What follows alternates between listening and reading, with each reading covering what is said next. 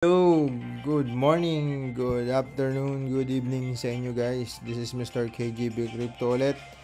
At ayun na nga, alas 2:18 ng madaling araw, November 20, 2023. At eto na naman tayo sa ating staking sa Axie Infinity at sa Katana. So, meron tayo ngayon 32 guys. 32.63. 209.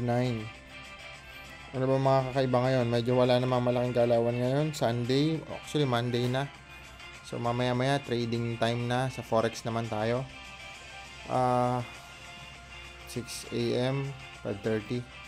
So, Monday to Friday kasi ang Forex. At ito, yung crypto naman, ay tuloy-tuloy lang siya hanggang Sunday. So, ayun. Wala naman masyadong kakaiba ngayong araw. Nasa bahay lang tayo. Wala namang activities. At ang mga activities lang kanina, yun nga. Top 5 ang ating Miss Universe. So, isa sa mga balita. Okay, claim lang natin 27 run, guys. So, kahit antok na antok ka na, yun ito. To record the video for the content, guys. Yan talaga pag YouTuber na. So, nasa staking na tayo. Okay, 24, 28, so 14. May tira pa. Okay, pwede na yan. So, ayun lang. Tuloy-tuloy lang tayo, guys. Kahit anong mangyari, tuloy-tuloy lang ang pag-stake natin. Hanggang sa umabot ng 8,000 ang ating AXS. So, for now, meron tayong 32. Check natin yan mamaya. AXS.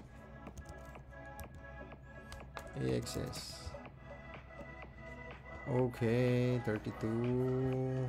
Check natin. 10,000 pa rin ba? Okay, tumaas. 10.8 din yan, guys. Kumusta yung mga 31? 10.5. Ayaw mo pa ba yan? May 10.5 ka.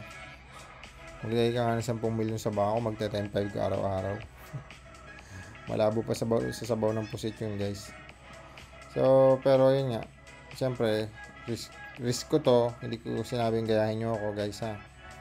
So, ayun, binago ko lang ulit tong video na to para sa sarili ko lang. Ngayon, sa mga gustong manood, makinig, mag-subscribe, alam nyo na. Kahit pa paano, malaking tulong yan sa ating channel. Ngayon pa lang, guys, nagpapasalamat na ako sa inyo sa pagsubaybay nyo sa aking mumunting channel. At ito na, tapos na tayo. 2 minutes recording, 3 minutes recording pa lang tayo. So mamaya review natin kung ano mga pangyayari sa crypto industry. Check natin. So tapos na tayo, guys, sa ating ginagawa araw-araw. Check natin ang mga nangyayari sa crypto industriya. So tumaas ngayon, guys, so 80. Nag 76 na yan sa pagkakatanda nyo. 79. Tumaas siya. Yung pinaka market cap ng lahat ng token na nandito. So, meron ng 11,000 coin. So, mapapansin nyo, biglang dumami na naman. Bull run kasi. Kaya mag-iingat kayo sa mga token ng mga bago. Kaya, aralin nyo, basahin nyo muna. Tingnan nyo yung Twitter. Twitter ang pinaka the best. Check nyo yung community kung active. Kung may Discord sila, yung website. Bago kayo maglapag ng inyong pinaghirapang pera.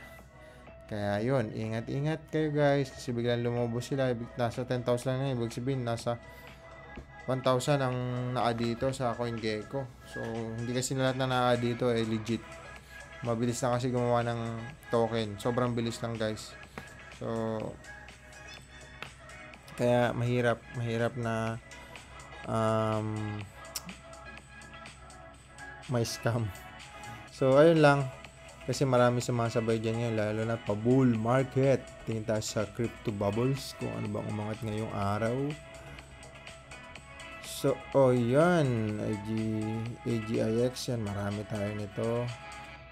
Eto, tumaas siya. Grabe. Nalipat ko sa Pepe Coin. So, ayun na nga sa Binance. Tingin natin sa ibang mga sa ating mga suking ito. Tumaas din to si AIOX. Ayan, MBS. So, kung bibili ka nga lang naman ng maliit na token, dito kayo bumili sa Gate.io o dito sa MEXC. Diyan kayo mamili, guys. Isa na dyan yung mga legit.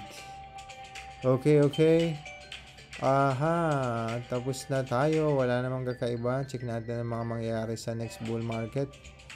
Kung anong mangyayari. Ngayon's Monday. Walang malaking galawan sa Forex. Monday wala. So, meron lang. Saka, ito. Kaya may mga fair na USD CAD.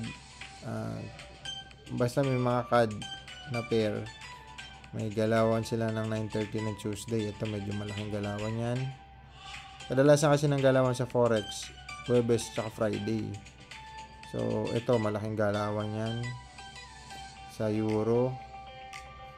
Okay, yun lang naman. Kaya sa mga trader, yan yung inaabangan namin. Sa Forex naman yan guys. Minsan tuturuan ko rin kayo mag-Forex. Pero hindi ko na-encourage yun. Sa Forex naman kasi, risky din doon. Pero ang tinatry ko lang, tinitrade ko lang yung Euro USD. Maraming strategy sa Forex, iba-iba. Then may mga robot din, iba-iba. So dahil may IT company nga tayo, nagpa-develop ako ng mga robot na yan.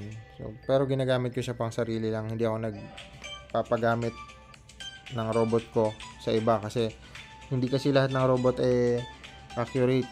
Kailangan mo pa rin mag-manual guys. Ibig sabihin ng manual auto out mo. Manually mong ina-out yung trade mo. Yung mga robot kasi auto out na yan So kahit di ka na nakabantay. Yun nga lang, wala kasing perfect trade talaga. Hindi mo mapipredict yung market kahit robot yan. So mahirap masunog yung account ng mga tao na makukonvince mo na gagamit ng robot na yon. So mahirap yun guys. Yung iba naman copy trade. So may mga guys sa XM may copy trade sila. Ano pa ba? Maraming copy trade. Sa Binance meron. Sa Binance ba meron? Sa crypto pala yung Binance. Itoro, maraming mga broker na nagpapa-copy trade. Pero yun nga, ibang topic naman yun. Kasi nasa staking tayo sa crypto tayo guys ha, sa crypto. Ngayon yung sinasabi ko kanina ng mga copy trade, sana yun sa Forex. Pero may copy trade naman sa crypto. Bitget meron sila. Ayun yung mga ginagamit ko na copy trade sa Bitget. Isa yun sa mga exchanger. Yun lang. Wala na tayong ibang sasabihin. Meron na tayong 7 minutes recording. Sa kabuuan ng ating total AXS ngayon ay 34,381. So check natin how much is that today. A total of how much? Check natin guys. AXS. So sa kabuuan meron tayong 11.6. Medyo bumaba siya. 12.2 na yan. Pero yun nga, ganun pa rin naman. Mas okay na yan. So kahit nga sumagad yun, wala akong pakialam yun. Basta importante, alam ko sa sarili ko naaangat siya. So ayun lang, thank you so much sa inyo. Again, this is Mr. KGB Crypto. So bye-bye kayo sa aking channel. At huwag nyo na rin kalimutan syempre i-hit ang notification bell para lagi kayong updated sa aking channel sa mga kalokohan ko, sa mga kung ano pang mga tips, idea na may bigay ko. Bahala kayo kung papakinggan nyo, susundin nyo. Pero siyempre,